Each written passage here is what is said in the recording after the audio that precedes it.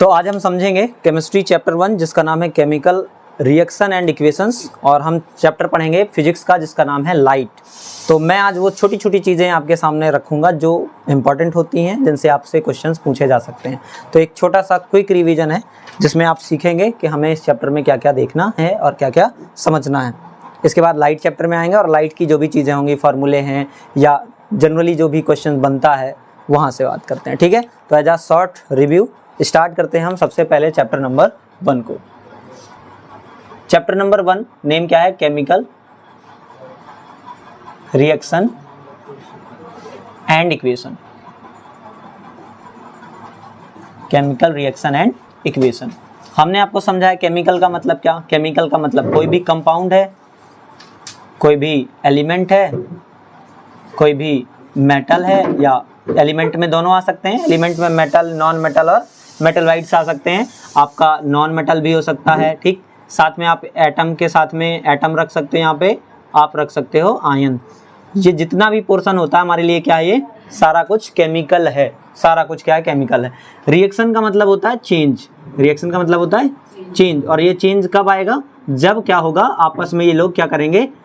Interact करेंगे। जब ये लोग आपस में क्या करेंगे? इंटरैक्ट करेंगे, तभी कोई नई चीज़ बनेगी।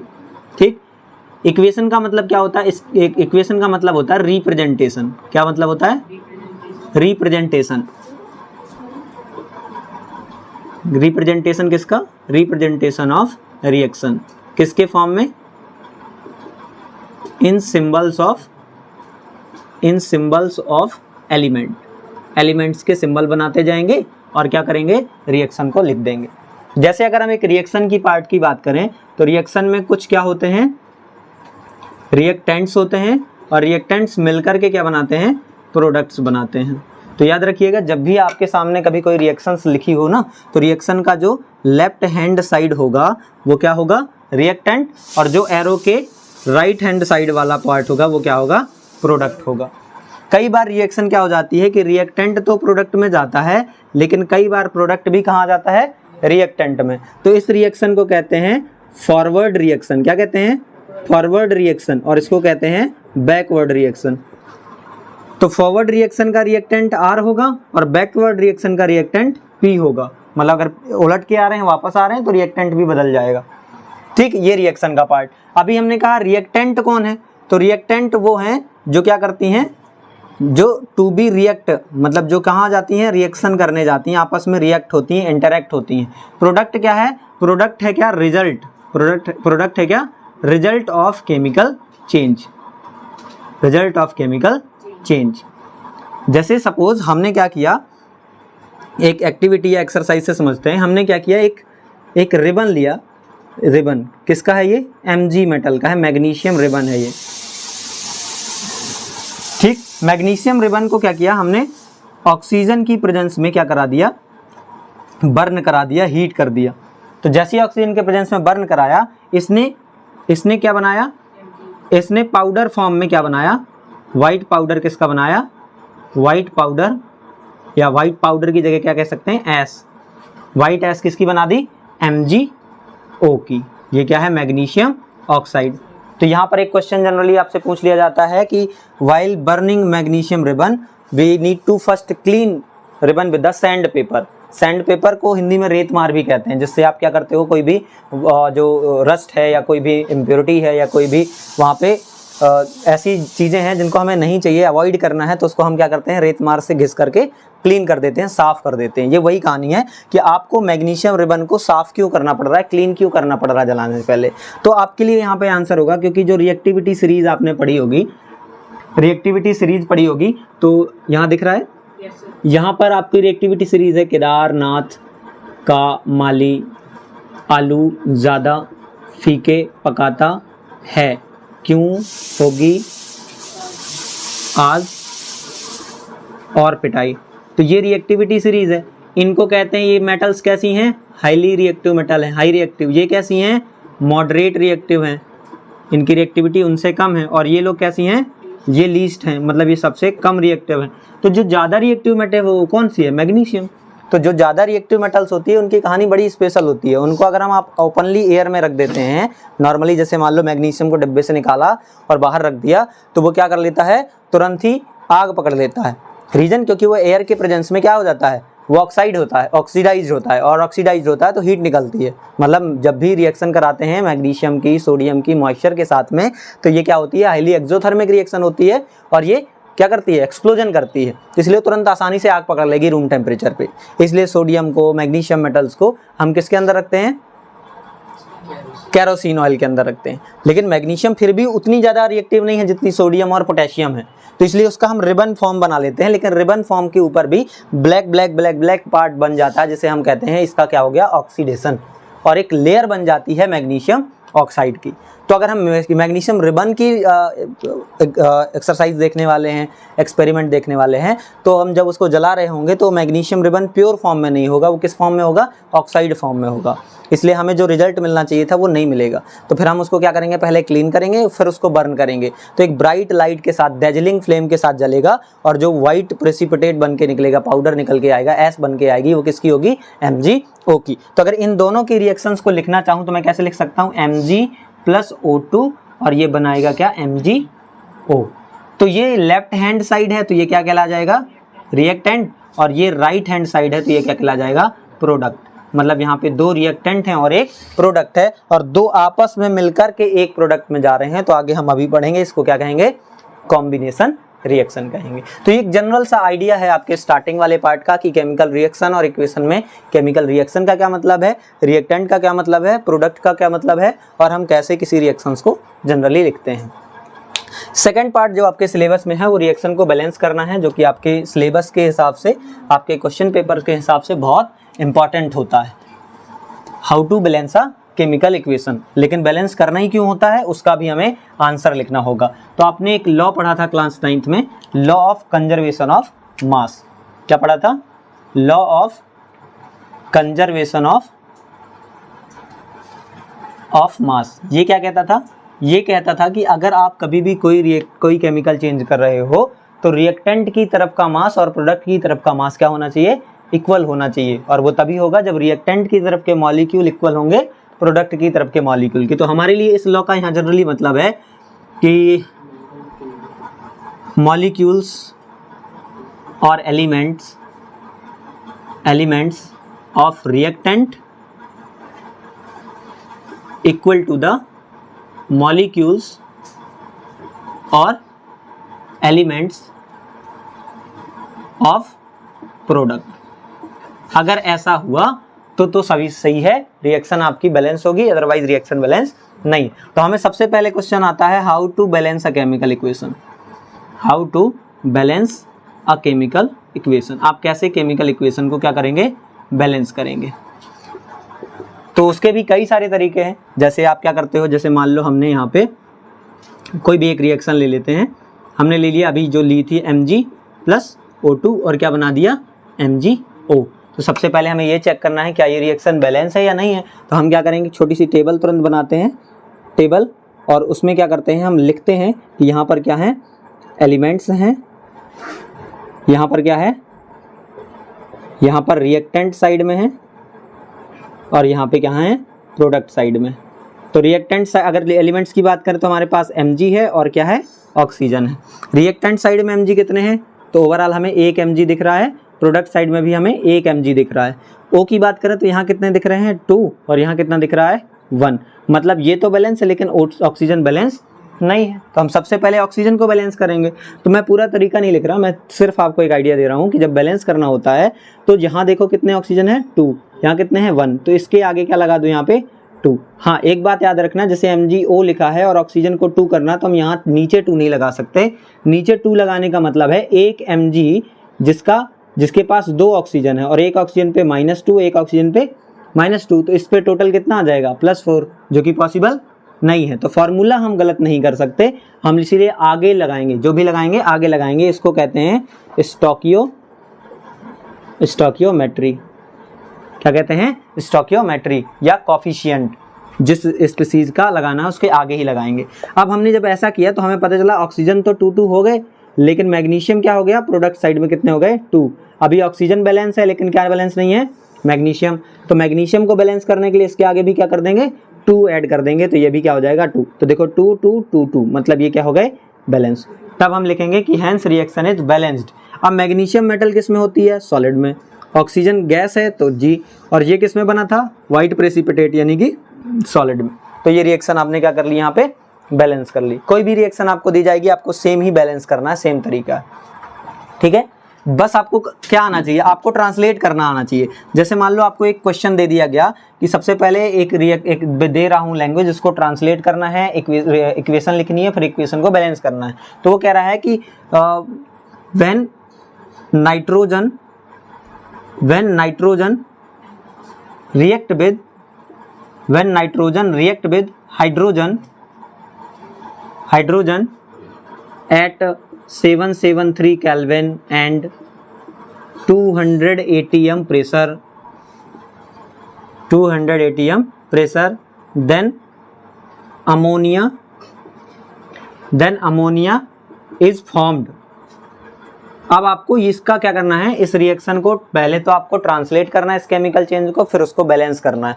जब आप इसको ट्रांसलेट करोगे, बैलेंस करोगे, तो देखो क्या मिलेगा। सबसे पहले कह रहा है नाइट्रोजन रिएक्ट कर रहा है किससे, हाइड्रोजन से, तो यहाँ लिख दो क्या, नाइट्रोजन रिएक्ट कर रहा है किससे, हाइड्रोजन से, तो यहाँ लिख दो क्या, हाइड्रोजन, एरो का साइन। अब जब भी आपको टेम्परेचर, आपको प्रेशर दिया हो तो आप उसको एरो के ऊपर और नीचे लिख सकते हैं, यहाँ पे ये कंडीशन होती है। तो जो भी कंडीशन होगी एरो के ऊपर नीचे लिख देंगे। अभी कह रहा है मिलके क्या बना रहा है, तो मिलके ये अमोनिया बना रहा है। क्या बना रहा, अमोनिया। अब आपका सबसे बड़ा टास्क ये आता है कि आपको क्या आना चाहिए, फॉर्मूला आना चाहिए। नाइट्रोजन का फॉर्मूला एन के फॉर्म में एग्जिस्ट नहीं करता है, ये डायटोमिक होता है, 2 के फॉर्म में एग्जिस्ट करता है, N2। इसी तरह से हाइड्रोजन H के फॉर्म में एग्जिस्ट नहीं करता है, किसके फॉर्म में करता है, डायटोमिक यानी 2 H2। दोनों मिलकर के बना रहे हैं क्या, अमोनिया। तो अमोनिया का फॉर्मूला आपको आना चाहिए, क्या होता है अमोनिया का फॉर्मूला, NH3। अब अगेन क्या करना है, टेबल बनानी है। आप टेबल बनाने से अच्छा ऐसे ही देख लो, यहाँ पर 2 नाइट्रोजन है, यहाँ 1 है, यहाँ पर 2 हाइड्रोजन है, यहाँ पे 3 है। तो जब भी हाइड्रोजन या किसी का नंबर ऑड इवन हो, तो पहले जैसे इसमें ज़्यादा है, इसमें 2 हाइड्रोजन, इसमें 3, तो इसके वाले 3 को यहाँ रख दो और इसके वाले 2 को यहाँ रख दो।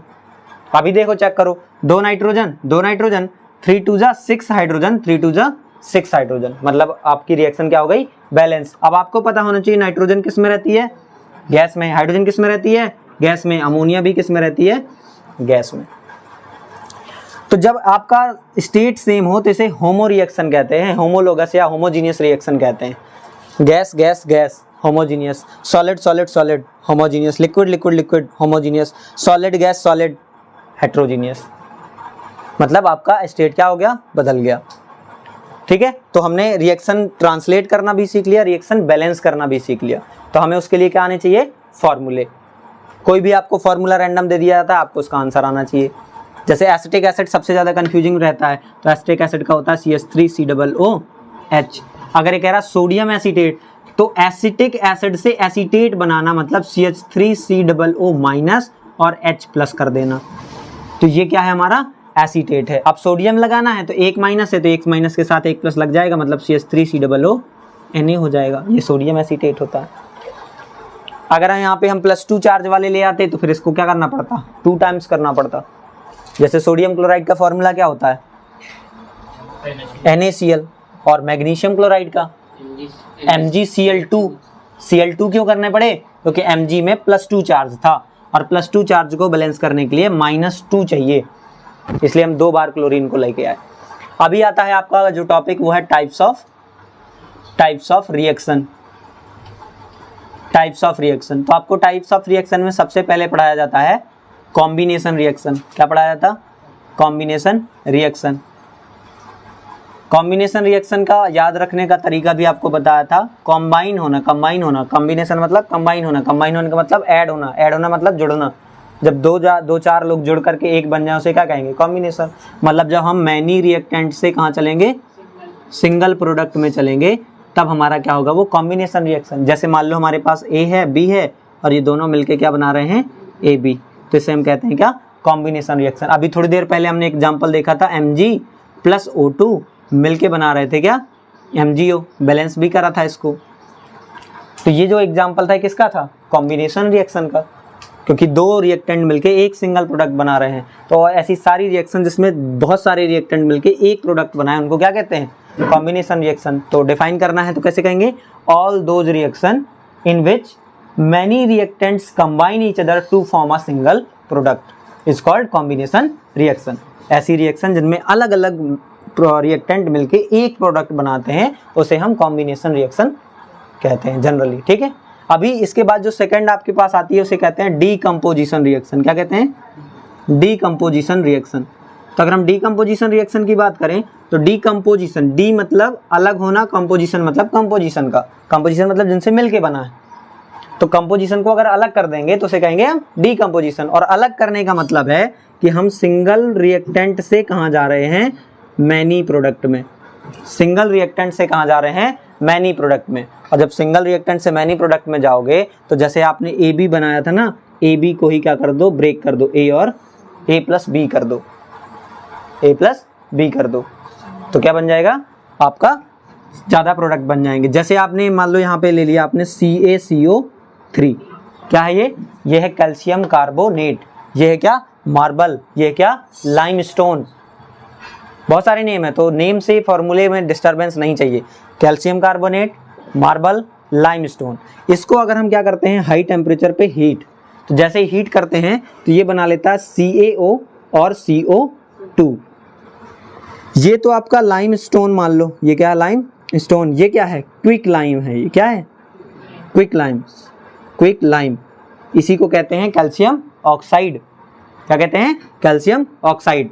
तो देखो सिंगल रिएक्टेंट था और दो प्रोडक्ट बन रहे हैं, तो सिंगल रिएक्टेंट से दो प्रोडक्ट, टू प्रोडक्ट बन रहे हैं, इसका मतलब ये क्या है? डीकम्पोजिशन रिएक्शन है। अब डीकम्पोजिशन भी अलग अलग टाइप का हो सकता है। सबसे पहला तो कौन सा होता है? Thermal decomposition. Thermal decomposition. Thermal decomposition में थर्मल का मतलब है क्या? हीट। मतलब ऐसा डीकम्पोजिशन जो हीट की प्रेजेंस में होता है, ऐसा डीकम्पोजिशन जो हीट की प्रेजेंस में होता है उसे थर्मल कहते हैं। जैसे अभी अभी हमने यही एग्जांपल लिया था ना, तो ये किसका एग्जांपल है?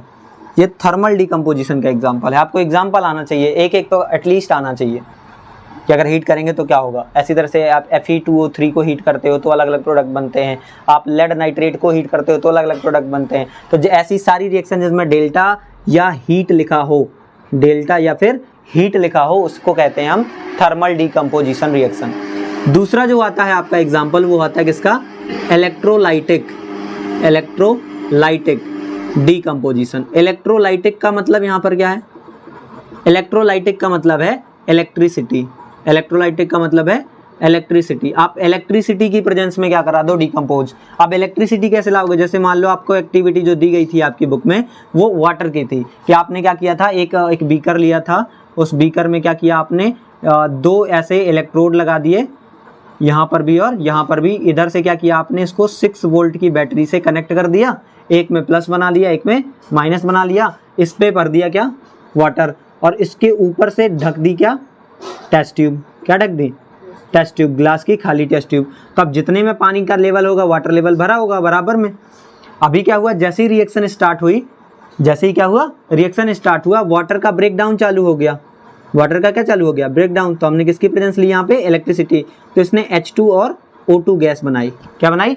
H2 और O2। सपोज H2 और O2 बनी तो एक बीकर का जैसे देखो जैसे यहाँ तक वाटर भरा है इसके अंदर, जब यहाँ तक वाटर भरा, यहाँ से बबल्स भेजेंगे, बबल्स, तो यहाँ से क्या होगा? वाटर मॉलिक्यूल बाहर और गैस अंदर। जब गैस अंदर आएगी तो जो गैस ज़्यादा होगी उसका वॉल्यूम क्या बनेगा? यहाँ पे ज़्यादा, और जो गैस कम बनेगी उसका वॉल्यूम बनेगा कम। जैसे यहाँ पे H2 और O2 बन रही है तो H2O में H का रेशियो में 2 है और ऑक्सीजन में क्या है? 1 है।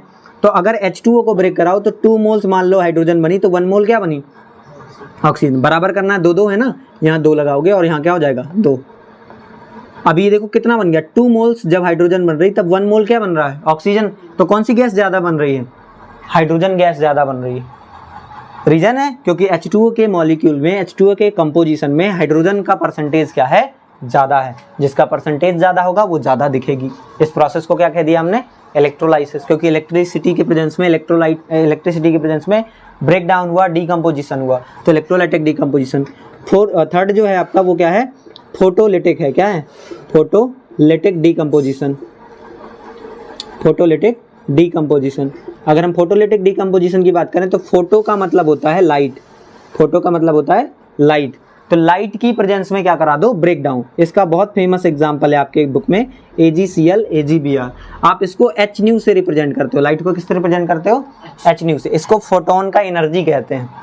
एक लाइट के पार्टिकल की अगर एनर्जी कोई पूछे तो बता देना कितनी होती है, H into new, H into new. H क्या है, प्लांक्स कांस्टेंट है, हायर क्लासेस में पढ़ोगे। H क्या है, प्लांक कांस्टेंट है। न्यू क्या है, फ्रीक्वेंसी है लाइट की, कितना स्पीड में आ रही है, ठीक है। तो H न्यू के प्रेजेंस में जैसे ही ब्रेक करोगे Ag सॉलिड फॉर्म में डिपॉजिट हो जाएगा और यहाँ से Cl2 गैस अलग हो जाएगी। तो दोनों देखो AgCl से मिलकर बना था, Ag और Cl से मिलकर बना था, Ag अलग हो गया, Cl अलग हो गया, बैलेंस कर दो, ये बैलेंस हो गई। तो ये वाला एग्जाम्पल किसका है, फोटोलाइटिक का है। आप AgBr भी ले सकते थे यहाँ पर, AgBr 2AgBr, इसको H न्यू के प्रेजेंस में हीट करो तो 2Ag सॉलिड में और Br2 गैस में बाहर हो जाएगा। तो ये आपके क्या है, डीकम्पोजिशन के एग्जाम्पल है। तो कॉम्बिनेशन और डीकम्पोजिशन के बीच में एक और कॉमन फैक्टर निकल के आता है कि कई बार हम क्या करते हैं, एनर्जी यूज कर रहे होते हैं रिएक्शन के लिए, और कई बार रिएक्शन में एनर्जी हमें निकलती है। कई बार हम यूज कर रहे हैं, कई बार निकल रही है। जैसे हम यहाँ पर यूज कर रहे हैं, हीट हमने दी, एनर्जी यूज करी, लाइट दी हमने, एनर्जी इलेक्ट्रिसिटी दी, एनर्जी यूज करी, लाइट दी हमने, एनर्जी यूज करी। तो ये सारी रिएक्शन जिनमें हम एनर्जी यूज कर रहे हैं, इन सब में एनर्जी एब्जॉर्ब हो रही है, तो वो रिएक्शंस क्या कहलाती हैं, ऐसी सारी रिएक्शन क्या कहलाती हैं, एंडोथर्मिक। क्या कहलाती हैं, एंडोथर्मिक। और ऐसी वो रिएक्शन जिसमें हमें एनर्जी मिलती है, जैसे मान लो, और एक एग्जांपल मैं इसको दोनों तरफ से अलग अलग समझाई देता हूँ कि एक्सोथर्मिक और एंडोथर्मिक में क्या मतलब है इस बात का। तो टाइप्स ऑफ रिएक्शन में ही छोटा सा अंदर सब हेडिंग बनता है, exothermic and endothermic reaction. Exothermic and endothermic reaction, exothermic and endothermic reaction. Exo का मतलब होता है एग्जिट, एक्सो का मतलब एग्जिट, एग्जिट का मतलब रिलीज। थर्मिक का मतलब क्या होता है, हीट, या फिर क्या कह सकते हैं, energy. Heat is the form of energy. Endo का क्या मतलब है, एंडो का मतलब है इन, इन का मतलब एब्जॉर्ब, एब्जॉर्ब, ठीक है। तो थर्मिक का मतलब अभी भी बताया क्या है, हीट और एनर्जी। तो मतलब सारी कैसे समझाएंगे, all those reaction in which heat और energy is release is called endothermic reactions are called endothermic reaction, but all those type of reaction in which energy is absorbed is called endothermic reaction। जैसे मान लो हमने कहा हमारे पास है CaO, इसको क्या कहते थे, क्विक लाइम, इसको हमने वाटर के साथ में ऐड कर दिया। जैसे ही वाटर के साथ में ऐड किया, इसने बनाया CaOH होल ट्वाइस, और साथ में निकली क्या, हीट, साथ में निकली हीट। तो ये कहलाता है क्विक लाइम, ये क्या कहलाता है, क्विक लाइम। ये कहलाता है स्लेक्ड लाइम, क्या कहलाता है, स्लेक्ड लाइम।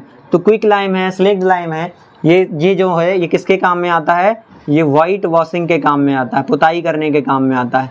तो कई बार क्वेश्चन बनता है कि a compound X is dissolved in the water which is used for the white washing. तो उसका मतलब आपको समझना पड़ेगा कि X को आपने H2O में डिजॉल्व किया तो एक कंपाउंड बना जिसको हमने किस में यूज किया, वाइट वॉशिंग में, ठीक है। तो ये आपको समझना पड़ेगा कि X क्या है यहाँ पे, क्विक लाइम है। कई बार ऐसा कहता है कि हमने एक कैल्शियम का ऑक्साइड लिया, उसको वाटर में डिजॉल्व किया तो कंपाउंड X बना, उस कंपाउंड X का यूज करते हैं। तो आपको ये समझना पड़ेगा कि किस बात के लिए कह रहा है। अगर पहले यहाँ कह रहा है X और कह रहा है जो बना उसको यूज किया, तो आपको ये वाला बताना है। फिर कह रहा है अगर हमने कैल्शियम का ऑक्साइड लिया, वाटर में डिजॉल्व किया, X बना, जिसको हम किस में यूज कर रहे हैं, वाइट वॉशिंग में, तब फिर आपको ये लिखना है। तो ये आपको ध्यान रखना पड़ेगा। इसमें हीट निकली है तो ये क्या है, आपका एक्सोथर्मिक रिएक्शन है। इसमें हीट निकली तो ये क्या है, एक्सोथर्मिक। इसी का हमने ब्रेक डाउन किया था, अगर आपको याद हो, CaCO3 का क्या किया, ब्रेक डाउन किया, क्या बनाया, CaO प्लस CO2। तो हमने इसमें हीट को क्या किया, इसको दिया है, इसने इस हीट को एब्जॉर्ब किया है। तो ये किसका एग्जाम्पल हो गया, एंडोथर्मिक का। अभी इसमें लाइट वाला भी एग्जाम्पल लिख सकते हैं और इलेक्ट्रिसिटी वाला भी एग्जाम्पल ले सकते हैं। जैसे मान लो हमने कहा C6H12O6 है और इसको O2 की प्रेजेंस में हमने क्या किया, रिएक्शन कराई, तो बनाया CO2 और H2O, और साथ में क्या निकाल दी इसने, एनर्जी। क्या निकाल दी, एनर्जी। ये क्या है, ये एरोबिक रिस्पायरेशन है। ये क्या है, एरोबिक रिस्पिरेशन। तो एरोबिक रिस्पिरेशन होता क्या है कि ऑक्सीजन की प्रेजेंस में जो हमारे बॉडी के अंदर कार्बोहाइड्रेट मॉलिक्यूल्स हैं, ग्लूकोज मॉलिक्यूल्स हैं, उनका ब्रेक डाउन करके क्या बनाना, एनर्जी बनाना, क्या कहलाता है, एरोबिक रिस्पिरेशन कराता है, एरोबिक रिस्पिरेशन कहलाता है। तो मुझे जरा बताओ ये कौन से टाइप का एग्जांपल है, एक्सोथर्मिक का है या एंडोथर्मिक का है? ये क्योंकि एनर्जी निकल रही है ना, तो या तो हीट निकले या तो एनर्जी निकले, दोनों बात एक ही है। तो दोनों ही एग्जांपल्स किसके हैं यहाँ, एक्सोथर्मिक के हैं। कई बार इसीलिए यहाँ पर क्वेश्चन आता है, इसी बात से क्वेश्चन आता है कि why respiration is considered as an exothermic reaction। Exothermic reaction, ये क्वेश्चन बहुत इंपॉर्टेंट है, आता ही आता है आपके एग्जाम में। तो why respiration is considered as an exothermic reaction, तो उसका रीजन है क्योंकि रेस्पिरेशन में जब ग्लूकोज मॉलिक्यूल का ब्रेकडाउन होता है ऑक्सीजन की प्रेजेंस में, तो कार्बन डाइऑक्साइड और हाइड्रोजन के साथ में एनर्जी का फॉर्मेशन होता है, और क्योंकि एनर्जी का फॉर्मेशन हो रहा है इसलिए ये किसका एग्जाम्पल हो गया, एक्सोथर्मिक का एग्जांपल हो गया। इसके पहले मैंने अभी थोड़ी देर पहले डिस्कस किया है कॉम्बिनेशन और डीकंपोजिशन रिएक्शन, तो वहां से भी क्वेश्चन बोला जाता है कि why decomposition reaction is known as opposite of combination reaction. तो कॉम्बिनेशन का मतलब सिंगल से मैनी से सिंगल में, और डीकंपोजिशन का मतलब सिंगल से मैनी में, तो जस्ट अपोजिट हो रहा है। जिसमें ए और बी मिलकर ए बी बना रहा है, उसमें ए बी टूटकर ए और बी बना रहा है वापस से। तो ये एग्जांपल्स हैं, और ये थोड़ा सा कॉन्सेप्ट है एंडोथर्मिक और एक्सोथर्मिक का। अभी यहाँ पर एक और चीज़ मुझे बतानी थी कि ये जो स्लेक्ड लाइम बना है, अगर इस स्लेक्ड लाइम के साथ में हम क्या कर दें, CO2 गैस को पास कर दें, इसकी रिएक्शन कैसे करा दें, CO2 गैस से, तो ये बना लेता है CaCO3 का सॉलिड प्रेसिपिटेट। क्या बना लेता है, CaCO3 का सॉलिड, और क्या बनाता है, वाटर। तो इसकी वजह से, इसके फॉर्मेशन की वजह से जो आपका लाइम वाटर रहा, जो आपका क्या रहा, लाइम वाटर, वो कैसा हो गया, मिल्की हो गया। कैसा हो गया, मिल्की। तो आपसे क्वेश्चन पूछा जाता है कि व्हेन एक्स गैस या ए गैस और सम गैस या जो भी कह सको कि pass through a lime water then it convert into the milky colour, तो कौन सा है, तो आपको बताना पड़ेगा वो गैस कौन सी है, CO2 गैस है। वो कंपाउंड कौन सा बना है, CaCO3 बना है। मिल्की इसलिए दिख रहा है क्योंकि उसमें प्रेसिपिटेट बना है। मिल्की क्यों दिख रहा है, क्योंकि उसमें प्रेसिपिटेट बना है सॉलिड फॉर्म में। अभी इसमें और एक मॉडिफिकेशन करते हैं कि अगर हम लाइम वाटर के अंदर CO2 गैस को किस में ले लें, एक्सेस में ले लें, एक्सेस मतलब बहुत ज़्यादा अमाउंट पास कर दें, तो फिर क्या होता है, पहले तो ये बनता है लेकिन कुछ टाइम में इसका मिल्कीनेस क्या हो जाता है, गायब हो जाता है। मिल्कीनेस गायब होने का मतलब है वहाँ बन जाना है CaHCO3 का whole twice, calcium hydrogen carbonate, और ये क्या होता है, एक्वस होता है, मतलब ये सॉल्युबल है। ये कैसा रहा, इनसॉल्युबल। तो जब इनसॉल्युबल रहा तो हमें उस सॉल्यूशन के अंदर दिखाई दिया, वाइट कलर था इसलिए मिल्की दिखाई दिया। ये सॉल्युबल है, उसमें मिक्स हो गया है इसलिए हमें दिखाई नहीं दिया है। तो ये थोड़ा सा इंपॉर्टेंट कॉन्सेप्ट 1, इंपॉर्टेंट कॉन्सेप्ट 2 और इंपॉर्टेंट कॉन्सेप्ट 3, ये इंपॉर्टेंट कॉन्सेप्ट है जिनसे क्वेश्चंस आपके बोर्ड एग्जाम्स तक में पूछे जाते हैं। ठीक है, ये वीडियो आपको रिकॉर्डिंग सेक्शंस में मिल जाएंगी। आगे चलते हैं। अगर हम समझें तो एंडोथर्मिक एक्सोथर्मिक हो गया। अब बात कर लेते हैं डिस्प्लेसमेंट एंड डबल डिस्प्लेसमेंट की। तो डिस्प्लेसमेंट रिएक्शंस के लिए आपको समझाया था कि अभी थोड़ी देर पहले मैंने ट्रिक लिखी थी क्या, कि केदारनाथ का माली आलू ज़्यादा फीके पकाता है, क्यों होगी आज और पिटाई। तो ये मेटल की रिएक्टिविटी सीरीज है। तो जब भी हम बात करते हैं रिएक्शन की जिसका नाम है क्या, डिस्प्लेसमेंट रिएक्शन, क्या नाम है, डिस्प्लेसमेंट रिएक्शन। तो डिस्प्लेसमेंट का मतलब होता है कि जब भी हम A को XY से रिएक्शन कराते हैं, यहाँ पर ध्यान देना A और X क्या हैं, ये दोनों मेटल्स हैं, A और X क्या हैं, मेटल है। तो जब A XY से रिएक्शन कराता है और A की रिएक्टिविटी X से क्या है, ज़्यादा है, कौन ज़्यादा है रिएक्टिव, A ज़्यादा रिएक्टिव है, तो ये क्या करेगा, इसके सॉल्यूशन से रिएक्शन करेगा और X की जगह पे लग के क्या बना लेगा, AY, और क्या अलग हो जाएगा, X अलग हो जाएगा। तो डेफिनेशन कैसे बनती है कि when a highly reactive metal react with a metallic salt solution then it displaces that metal and form its own solution. आप जनरली कह सकते हो, आपको बचपन में भी सिखाया जाता था कि जैसे हमने क्या करा, एक कंटेनर लिया, एक कंटेनर, इसमें हमने एक सॉल्यूशन भरा जो कैसा है, ब्लू कलर का है, इसे ब्लू विट्रियोल कहते हैं। क्या कहते हैं? Blue vitriol. कॉपर सल्फेट का सॉल्यूशन होता है वाटर के साथ में, इसको ब्लू विट्रियोल कहते हैं। तो कॉपर सल्फेट है, ये क्या है, CuSO4 है। अभी इसमें मैंने क्या करा, एक आयरन नेल डाल दिया। क्या डाल दिया? आयरन नेल, आयरन की एक कील डाल दी। धीरे धीरे देखा क्या कि जो ये ब्लू कलर का था वो किस में बदल गया, ये ग्रीन कलर में हो गया। किस में बदल गया? ग्रीन कलर में। अब नेल किसकी है? आयरन की। किससे रिएक्शन किया है? CuSO4 से। तो ग्रीन कलर का बन गया, इसका मतलब इसने FeSO4 बनाया होगा। और जो इसके बाहर का हमने कील निकाली है, उस कील की सरफेस पे क्या डिपॉजिट हो गया होगा? कॉपर। अब हमें पता चला कि Fe हमने लिया तो ऐसा हुआ। अगर हम Fe और कॉपर की बीच की बात देखें तो Fe यहाँ पर रहता है और कॉपर यहाँ पे आता है। और हमें पता है ये लोग हाईली रिएक्टिव हैं और ये लोग लीस्ट रिएक्टिव हैं। तो आयरन और कॉपर में क्या रिलेशन है कि copper is less reactive than iron, या ऐसा iron is more reactive than copper. तो जब मोर रिएक्टिव है तो कॉपर को उसके सोल्यूशन से क्या कर देगी? डिस्प्लेस। यानी कि अगर हम Fe की रिएक्शन किससे करा रहे हैं? CuSO4 के साथ में, तो ये बना ले रहा है FeSO4 प्लस Cu। तो ये क्या है? Iron metal. और सॉल्यूशन पहले किसका था? कॉपर सल्फेट का। अब किसका हो गया? आयरन सल्फेट का। तो आयरन ने कॉपर को उसी के सॉल्यूशन से क्या कर दिया? डिस्प्लेस कर दिया। इस रिएक्शन को कहते हैं डिस्प्लेसमेंट रिएक्शन। आपको बस ये ध्यान देना है कौन सी मेटल कौन सी रिएक्टिव है, कौन सी लेस रिएक्टिव। अगर हम इसी रिएक्शन को पलट दें, जैसे मान लो हमने कॉपर का नेल ले लिया, कॉपर का टुकड़ा ले लिया, उसको हमने जिंक सल्फेट में ऐड किया, तो बताओ क्या बनेगा यहाँ पे? कॉपर सल्फेट और Zn। क्या बनेगा?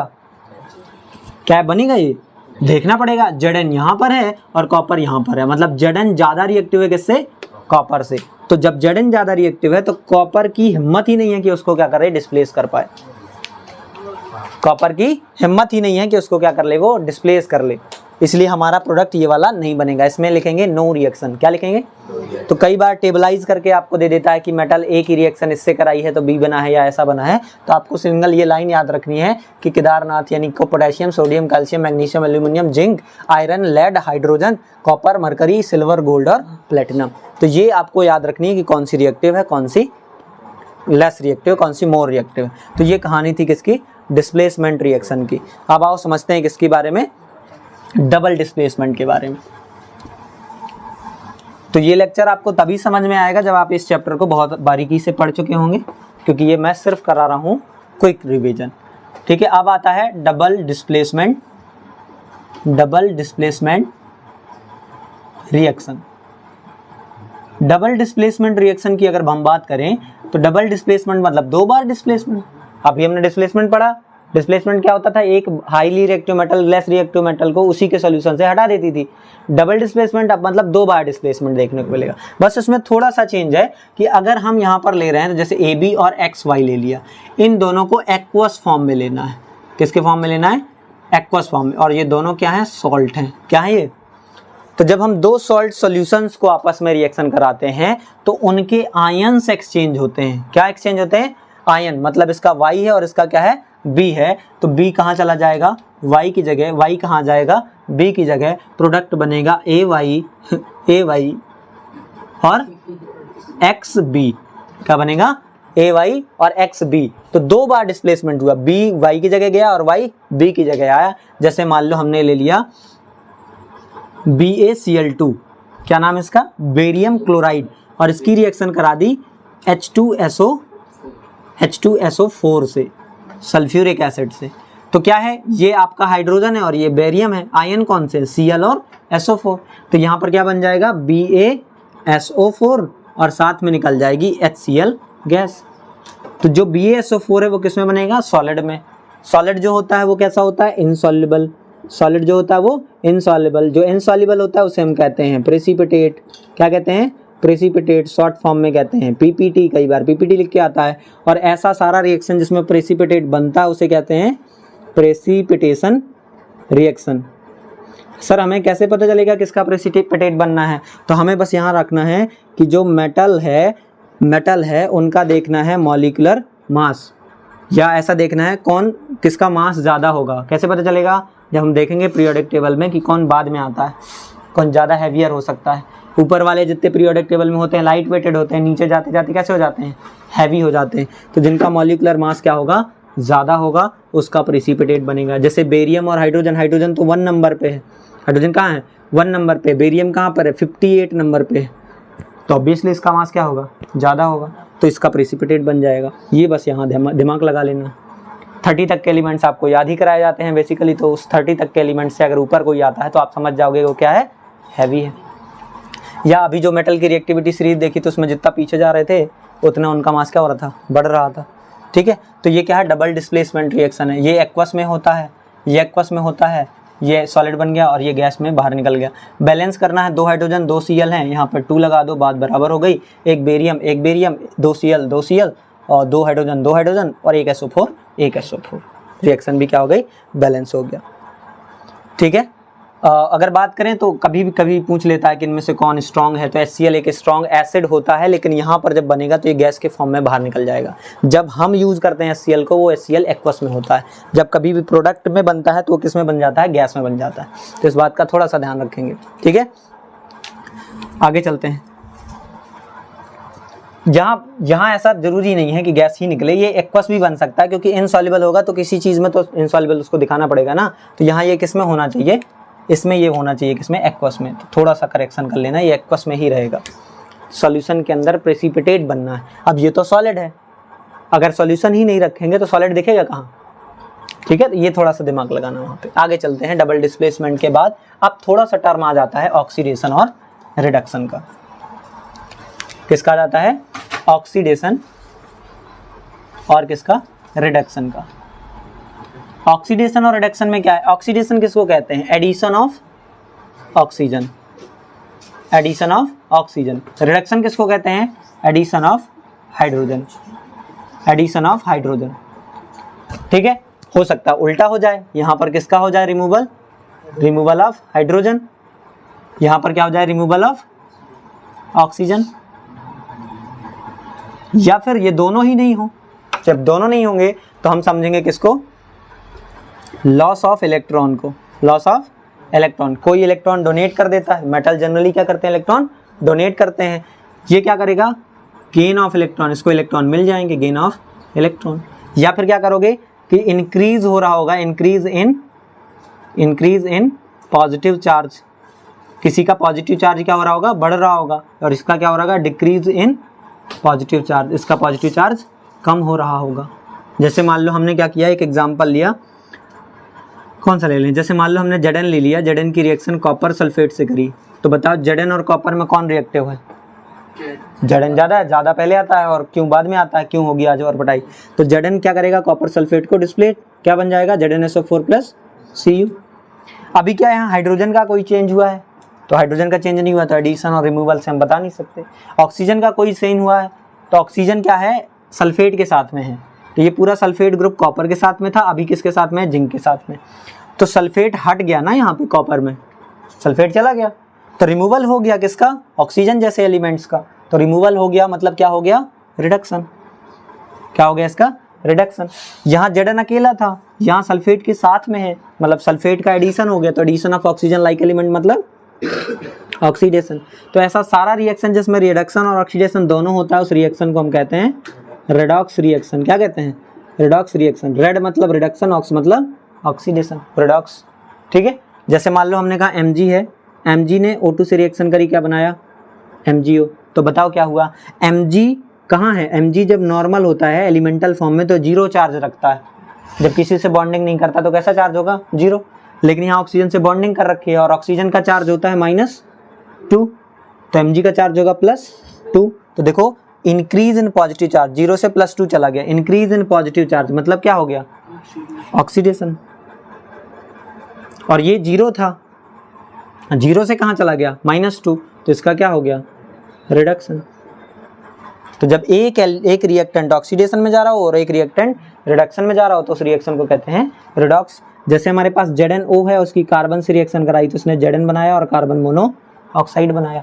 तो Zn में +2 चार्ज होगा क्योंकि ऑक्सीजन में कितना है? -2। कार्बन में कितना है? 0। यहाँ कार्बन में कितना हो जाएगा +2, यहाँ कितना है -2, ठीक है। ये किस में हो गया 0 में, तो +2 से 0 और 0 से -2, सॉरी 0 से +2, 0 से +2, तो इसका क्या हुआ +2 से 0 मतलब डिक्रीज इन पॉजिटिव चार्ज मतलब रिडक्शन, और इसका 0 से +2 मतलब ऑक्सीडेशन। तो आपको आसान फाइंड करना कि ऑक्सीडेशन कहाँ हुआ, रिडक्शन कहाँ हुआ। एक और बात, जैसे मान लो मैं किसी को ऑक्सीडाइज करा रहा हूँ या मेरी वजह से कोई ऑक्सीडेशन कर रहा है तो मैं ऑक्सीडाइजिंग एजेंट हूँ, मेरी वजह से कोई रिडक्शन कर रहा है तो मैं क्या हूँ, रिड्यूसिंग एजेंट हूँ। तो जो रिड्यूसिंग एजेंट होगा वो खुद का ऑक्सीडेशन करेगा, दूसरे का रिडक्शन करेगा। जो ऑक्सीडाइजिंग एजेंट होगा वो खुद का क्या करेगा, रिडक्शन करेगा, दूसरे का क्या करेगा, ऑक्सीडाइज करेगा। ऑक्सीडेंट और रिडक्टेंट क्या होते हैं, जो ऑक्सीडेशन कर रहे हैं वो ऑक्सीडेंट हैं, जो रिडक्शन कर रहे हैं वो रिडक्टेंट है। तो ये जनरली। अब डेली लाइफ में ऑक्सीडेशन का क्या इंपॉर्टेंट है, तो ऑक्सीडेशन का इंपॉर्टेंस में आपको एक आता है कोरोजन और एक आता है रेंसिडिटी, एक आता है कोरोजन और एक आता है रेंसिडिटी। तो अगर हम बात करें किसकी, कोरोजन की, तो कोरोजन का मतलब क्या होता है, जब भी कोई हम मेटल लेते हैं तो मेटल के ऊपर वाली सरफेस क्या हो जाती है, खप जाती है, खत्म हो जाती है। तो when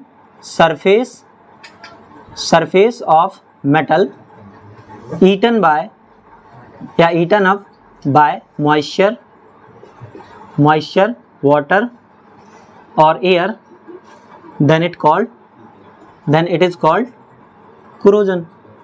it is called corrosion. इसको क्या कहते हैं, कोरोजन। जैसे आपको आयरन है, आयरन ने रिएक्शन करी H2O के मॉलिक्यूल से, NH2O ले लिए, XH2O ले लिए, तो इसने क्या बना लिया, Fe2O3.XH2O। मतलब क्या हुआ, यहाँ पर मान लो O2 से रिएक्शन कर ली और यहाँ पर XH2O मॉलिक्यूल ले लिए।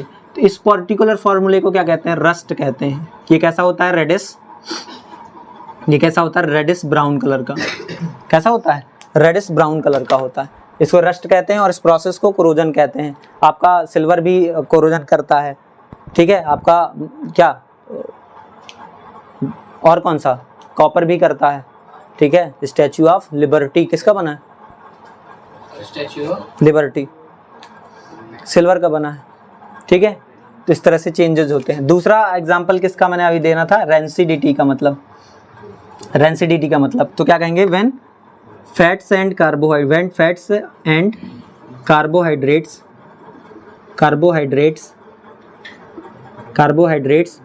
present in the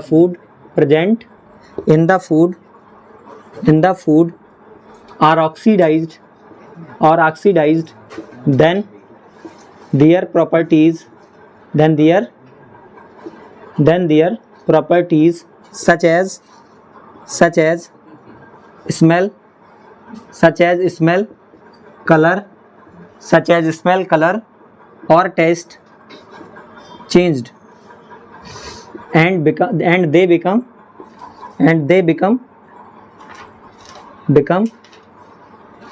unfit for consumption.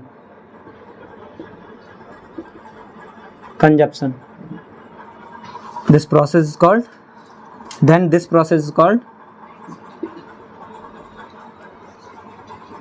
और छोटा भी कर सकते हो, then this process is called rancidity. क्या क्या तरीका है रेंसिडिटी को रोकने के लिए, खाने को ख़राब होने से बचाने के लिए, तो आप नॉर्मल जानते हो। खाने को ढककर रखना चाहिए, ढकने के साथ में उसको एयर टाइट कंटेनर में रखना चाहिए ताकि ऑक्सीजन उससे ज़्यादा रिएक्शन ना कर पाए। उसको फ्रीजर में रखना चाहिए ताकि ज़्यादा खाना ख़राब ना हो। दूध वगैरह को बॉईल करते रहना चाहिए ताकि वो ख़राब ना हो। दूसरा, आप क्या कर सकते हो, जैसे जो चिप्स और कुरकुरे और इस तरह के जो फूड मटेरियल पैक करके आते हैं, पैकेट्स में आते हैं, सप्लाई करते हैं, उसके जो पैकेट्स होते हैं उनके अंदर एक गैस फ्लश करी जाती है। वो गैस नाइट्रोजन होती है। नाइट्रोजन गैस इनर्ट गैस होती है क्योंकि वो रिएक्शन नहीं करती, लेकिन हम इसको नोबल गैसेस नहीं बता सकते, वो रिएक्ट नहीं करती जल्दी। इसलिए क्या करेगा कि हम नाइट्रोजन जब फ्लश कर देंगे तो कुरकुरे चिप्स जो है उसके अंदर जो फैट है, ऑयल है या जो भी है, वो ऑक्सीडाइज होने से बच जाएगा और जो हम चिप्स वगैरह हैं वो प्रॉपरली फ्रेश यूज कर पाएंगे। कभी देखना, जब एक चिप्स का पैकेट लेके आओ तो उसकी गैस बाहर निकाल दो, एक छेद कर दो, उसमें गैस बाहर निकाल दो और उसको रख दो कुछ दिन के लिए। फिर जब आप उसको खोल के देखोगे तो वो पूरे में फंगस लग गया होगा, फफूंद लग गई होगी। आम जिंदगी में इसको भुंडा लगना कहते हैं, ठीक है। उसमें देखा होगा white white white white layer जल, उसको तो नहीं खाओगे ना। वो इसलिए हो गया क्योंकि उसने क्या कर लिया, ऑक्सीडेशन। उसने क्या कर लिया, ऑक्सीडेशन। अगर वो N2 गैस रही आती तो वैसा नहीं करता। तो इस पूरे चैप्टर में आपके पास इतना ही कुछ है, इतनी ही चीज़ें आपको देखनी है, इसी के अंदर दिमाग लगाना है। इसको कई तरह से पूछा जा सकता है आपको बदल बदल के, तो वो तभी बनेगा जब आप क्वेश्चंस की प्रैक्टिस करेंगे। जितने आपको क्वेश्चंस प्रैक्टिस करने मिले उतने कम रहते हैं, क्योंकि जितने नए क्वेश्चन आएंगे उतना नया दिमाग चलाना पड़ेगा। ठीक है, तो इस चैप्टर के लिए ऑल द बेस्ट। ये बहुत अच्छा चैप्टर है।